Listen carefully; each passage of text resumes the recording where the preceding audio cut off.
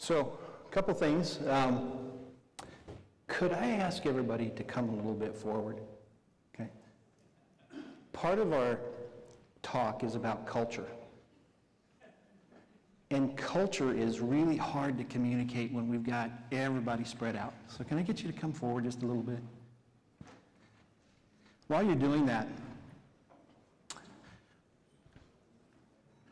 a little background on myself. 25 years in the military, both active and reserve. Helped deploy Lean in one of the largest Lean deployments with the Army. Have worked at Georgia Group, GE Healthcare, and now at Ingersoll Rand. At Ingersoll Rand, I'm currently the engineering excellence coach for our compression technology services team, working specifically with new product development and productivity. With that, 3.5 years prior to that, I was the Global Operational Excellence Leader for Ingersoll Rand. So running the PMO, the processes, the tools to support our Lean transformation. Good, looks like we got everybody up front. Without respect for people, again, transformation is very difficult. Who can complete this sentence for me? At Toyota, we build people before we build cars. Yeah, critical to understanding the Lean transformation is building people. And one of the things that I like to go back to is an old saying from Shigeo Shingo. If you haven't read Shigeo, he's a great author. Easier, faster, better, cheaper, in that order. And when we focus on people, we can get easier. Don't focus on your transformation around faster. Don't focus on your transformation around better first. Focus on easier first.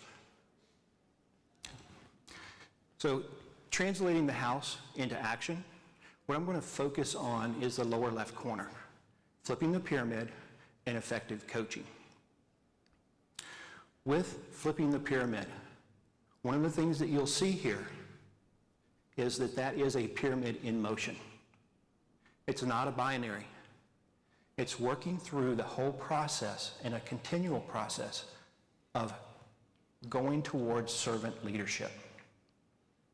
In servant leadership, we talk about having the right culture, having the right tools, the right processes, the right environment, and the right support to enable the value-add team,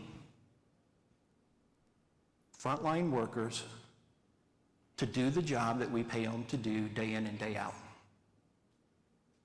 That's what I see servant leadership as. This is a process. It takes years to accomplish this. Yesterday in one of my sessions, somebody named Erica asked me, how long does it take to do this? Think about 10 years, at least. How fast, she asked me the question, how fast have I done it? I have started, not completed, started in as little as 8 weeks, but it takes a lot of time.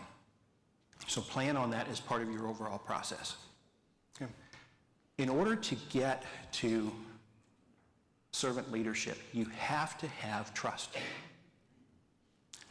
This is from The Trusted Advisor. If you don't have that book, I strongly recommend that you read this book. From a process of building trust, we can actually put a formula to it. That formula is right up here. So, I know that public math is probably not the best thing to do, but I do want to say, let's go through a real quick calculation.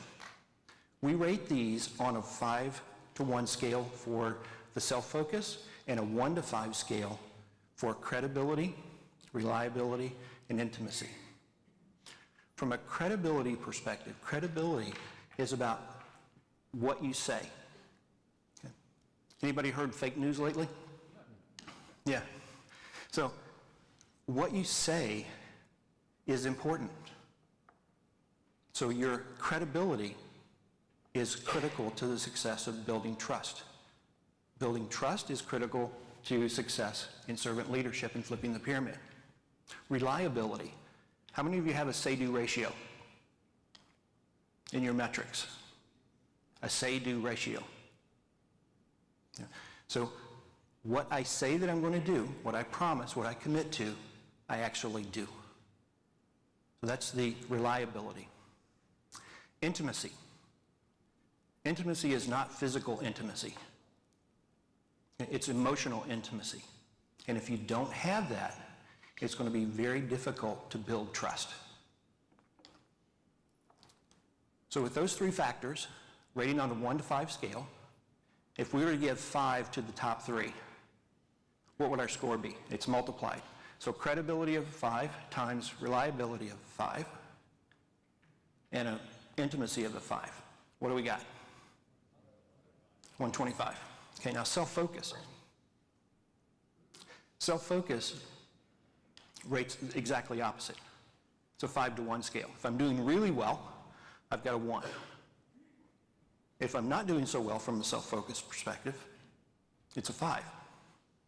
So if I've got 125 as the top portion of my formula, and I've got somebody who is coming in for their 2-year punch my ticket, get the quarter, get the year by any means necessary, they get a 5. If I've got somebody who's there to make a difference in my employees' lives, I get a 1. So if I've got a 5 divided into 125, what have I got? 25. If I've got a 1 into 125, 125. So on that continuum, where do you want to be? 125. So when we talk about the trust quotient, this is critical to understand in order to start building your coaching model. If you don't have trust, then it is very difficult to build an effective coaching model. You can coach all day long, but if it's not effective, it's not going to take traction. It's not going to take root. So in our effective coaching model, you've got 3 elements that I focus on. Okay? But in order to have those 3 elements to focus on, you've got to have trust. You've got to have trust in relationships. Then we think about asking thoughtful questions. It's not just asking questions. And it's most definitely not going to an MDI board or to a report out board and berating somebody. It's ask thoughtful questions and then actively listen. Statistically, in this room right now, 12% of you are actually listening to what I'm saying actively. 40% are listening, but not actively.